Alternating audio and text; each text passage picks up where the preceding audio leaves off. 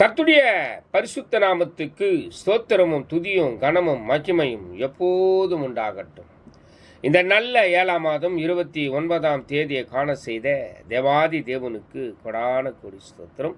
கர்த்தரின் மகிமை ஆத்துமா ஆதாயம் சுவிசேஷ ஊழியத்தின் சார்பாக இன்றைய நாளுக்கான சில நிமிட தேவ செய்தி கேளுங்கள்.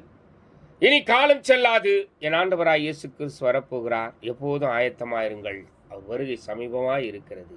அநேகரை ஆயத்தப்படுத்துங்கள், அநேகரை ஆண்டவர் பக்கமாய் திருப்புங்கள். பக்கத்துணையாய் கர்த்தர் எப்போதும் பக்கத்தில் இருந்து எல்லா நல்ல கிரியைகளை செய்து உங்களை நடத்துவார்.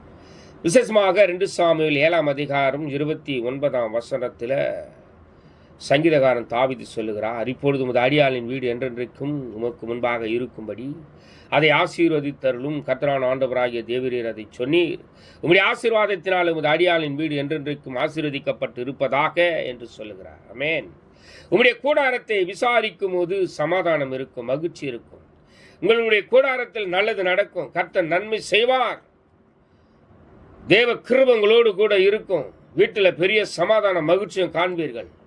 குதூகலமாக இருக்கும். பிரச்சனை மாறும், போராட்டம் மாறும்.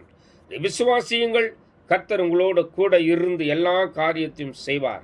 வீட்டிலிருந்து கிளம்பி போகும்போது ஆசீர்வதிக்கப்பட்டு இருப்பீர்கள்.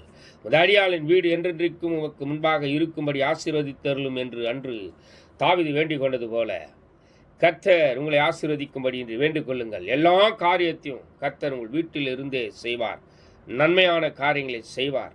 நன்மையான எந்த ஈவும் பூரணமான எந்த வரமும் பரத்திலிருந்து உண்டாகும். ஜோதிகனின் பிதாவண்டத்தில் இறங்கி வர வீட்டின் மேலே வீடு கட்ட எல்லா காரியத்தையும் கைக்கூடி வர பண்ணுவார். வீடு கட்டின வீட்டுக்குள்ள கர்த்தர் அற்புதங்களை செய்வார். அல்லேலூயா. God bless you. கர்த்தர் உங்களோடு கூட இருப்பாராக.